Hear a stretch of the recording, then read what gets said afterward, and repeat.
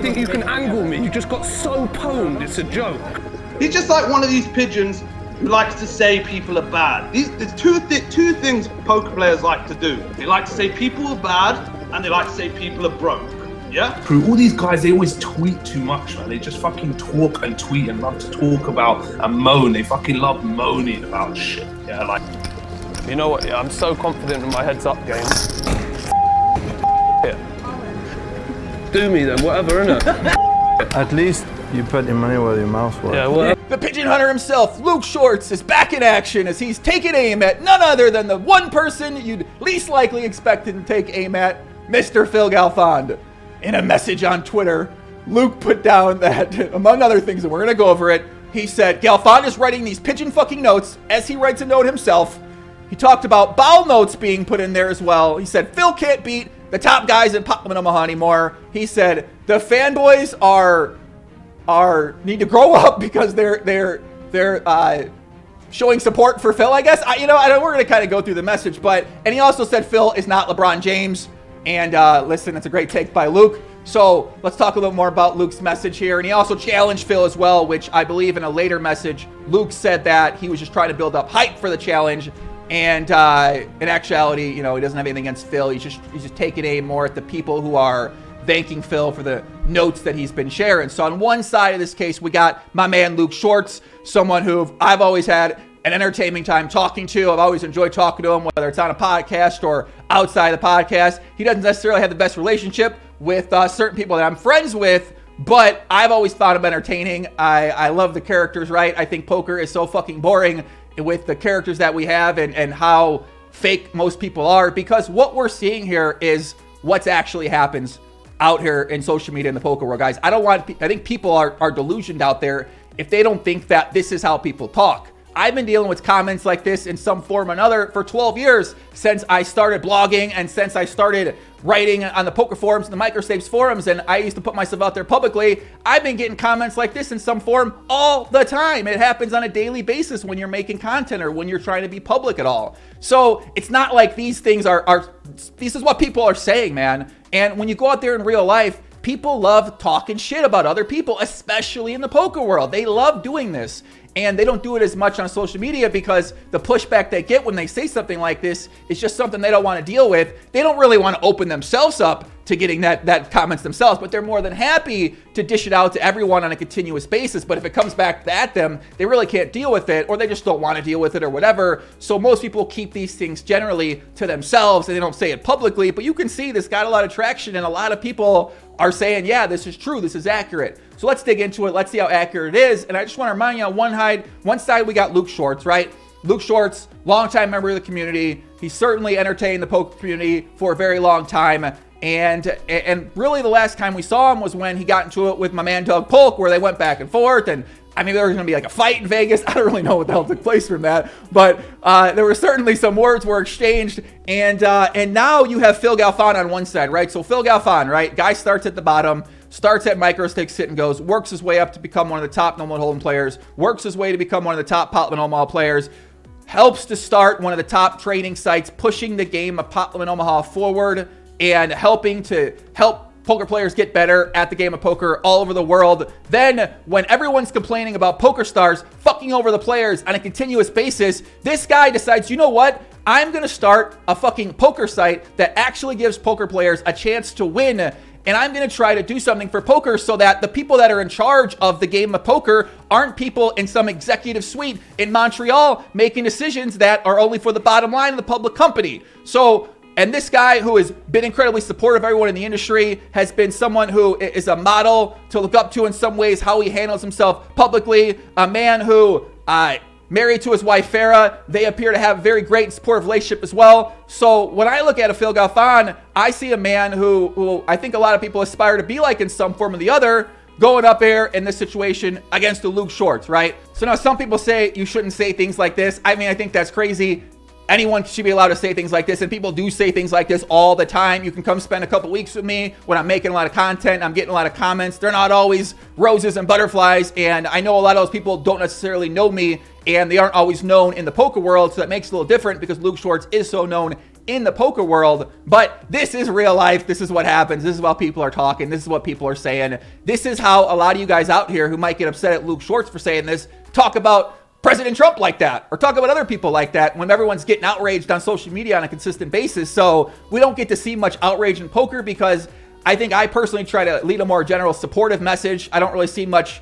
I think right now in the community, it's kind of close to falling apart in a lot of ways. I think a lot of people are being segregated. Less people are winning at poker. There's less opportunity for people to make money through poker. So we're seeing people get more and more resentful, more and more jaded, more and more talking shit, and overall having an unhappy and miserable time because they haven't adjusted their games and haven't adjusted their mindset and overall life in order to sustain their lives on a consistent basis through the game of poker somehow. So that's kind of where we sit at right now. But in terms of this comment being out of line or whatever, like, yeah, I don't agree with some of the things that Luke says in here, but at the same time, he's also entitled to say what he had to say. So, and we might get him on a podcast. Listen, man, you know, me and Luke, we get together. It's gonna be a pretty entertaining time, I'm sure, for the poker fans out there. So let's talk about what he says. So he says Galfond is writing these pigeon fucking notes after he gets his ass in. Calm down. My girlfriend finds this hilarious, by the way, this whole entire word pigeon. So we were actually playing on one of those app poker sites. By the way, if you think poker's dead, you need to download one of these apps on the phone. We found one that was like Poker Face, where you could play on the face cam. And my girlfriend decides that when someone folds, she would start calling them fucking pigeons. So it is what it is. I mean, I don't know. You can see her face. I have no idea what she's doing. But I guess, she's a school of the Luke Schwartz program. So it is what it is. So he says he gets his ass handed to him every session by someone who is 5 years and 14 advanced solvers better than him. I don't find this funny. I mean, come on. It's fucking hilarious, right? And by the way, guys, you got Phil Galfond, right? You got Vinny Vidi versus Phil Galfond. Vinny Vidi, there's no shame in losing to a guy who's been sitting in the European basement for the past 10 years running solves, right? Like, I mean, most of the PI guys are going to lose to the fucking guy that heads up PLO battle, right? Phil Galfond has chosen to start a business, to hire multiple people to work at his company, to be a little bit too hands-on with that company to make sure everything's done right, to try to be a good husband, to have time to make a father and try to be a good father. I mean, the guy's a busy fucking guy and he's not living out of the country. So it makes sense why he might be a little behind from the guy who's been sitting in the European dungeon, locked away, chained away with one hand down here and the solver over here. I mean, come on. It makes sense the guy would lose. It just shows how much faith we had in a Phil Galfond. But anyways, forget you talking about A game, B game, C game. Your A+ game will lose to him at close the same rate that you have been. Now, I don't know if Luke Schwartz became a heads-up Patmanama specialist recently, but I mean, listen, that seems like, I don't know. It is what it is, right? While you're sitting there posting these long-ass bowel notes about mental game running, Vinny Vidi is absolutely chilling, thinking, wow, how have I stumbled across this massive spot? And now I would agree with Luke Schwartz there. I'm pretty sure Vinny Vidi is saying, dear God, let this go on for as long as possible because I can't believe this is taking place. I would agree from the results we've seen so far. He says, truth is, you're a washed up nice guy. Everyone has their time. You certainly can't beat the top guys in Peel anymore. It's clearly time to wave the white flag.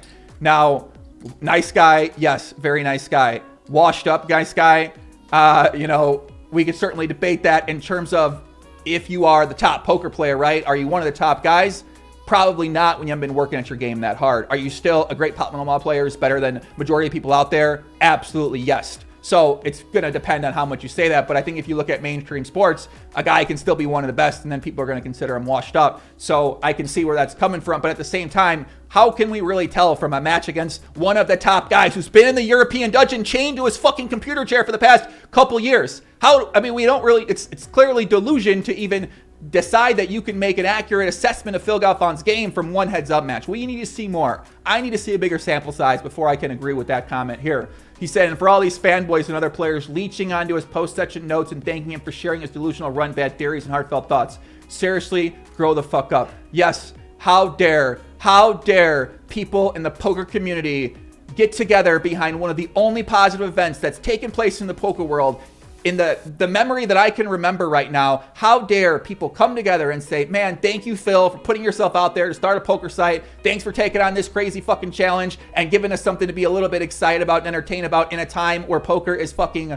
kind of unfun for the most part. And the only thing that really gets attention are when people angle shoot or they're looking at their dick area on a live stream. How dare this guy ever write these notes? How dare he would ever take the time to share his thoughts? And technically it's my fault because I suggested Phil that he share his thoughts more about how he's feeling during the challenge. So I'm going to take a little bit of blame for this, but, I think this is what makes the challenge fun and exciting to follow, man. Poker's so fucking boring sometimes. Let the guy talk about how he's feeling, right? I mean, come on. You know what I'm saying? People are going to support with that because they've been through the downswing. It makes sense.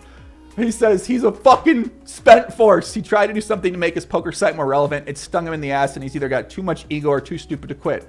How dare somebody promote their poker site through a challenge that gets the poker world entertained? I mean, I agree, right? You could be like my man Phil Nagy and going on fucking the Twitch streams when your tournaments break down on the Sundays and answer customer supports for a few hours, approach your poker site that way. Or you can maybe handle like Phil Galfond and start an epic challenge. I mean, there's two different ways to handle it. Everyone promotes themselves differently. Luke decides to promote himself through these kind of notes. I choose to promote myself through talking about what's happening in the poker community, playing the great game of Pop in Omaha, and overall just loving poker itself, which is why I still talk about this. Otherwise, it's kind of fucking stupid for me to still talk about this when there's infinite opportunity out there everywhere in the world, but I still choose to stay in the poker world because I love the fucking game and I love the community. Now, you might say that's fucking stupid. I should grow up too. And I wouldn't disagree with you, man. So he's trying to do something to make his poker site relevant. Whatever, we got past. You basement boys. I'm not going to argue with that one. These guys are certainly probably, whatever. Nothing wrong with the basement. I mean, come on. You basement boys living in the past, the Phil Tilt days. Phil was good then, but the game has passed him by. And you shouldn't really care. And for those of you who do care, then wow, you need help. Phil is no LeBron James. I'm going to agree. LeBron James is one of the top basketball players in the entire world. He's been to multiple NBA finals, 7, 8 in a row, a multiple-time MVP, regarded as one of the top 2 or debatably 1 basketball players of all time. I would agree Phil Galfond is not currently the top poker player in the entire world, but that's because he hasn't been working at his fucking game. It's easy to take shots at a guy when the guy has chosen to move on and tackle their challenges in his life. It's really easy to sit there and be like, yeah, you're not fucking good anymore. Like, yeah, no shit. What are you talking about? I mean, come on. Is this rocket science? Man dedicates himself to poker for years. Man chooses to dedicate himself to many other things. He most likely is not going to be good at that thing he's not dedicating his time to. This is a shocking revelation to anyone, but I agree. And the Basement Boys living in the past of Phil Tilt days. We got love for the Basement Boys. Shout out to the Basement Boys, man. Moving on. He's a nerdy little nice guy who was just trying to extend his poker money by getting some traction off his failing site. This is almost painful to watch, is what I hear people say. Painful, why? Because the egotistical, hey guys, it's Phil, is getting bashed up by the unknown robot. Time to get some hero lads. I mean, come on. You guys are ridiculous. Okay, so he says he's a nerdy little nice guy. Nerdy little nice guy. I mean, he's a nice guy.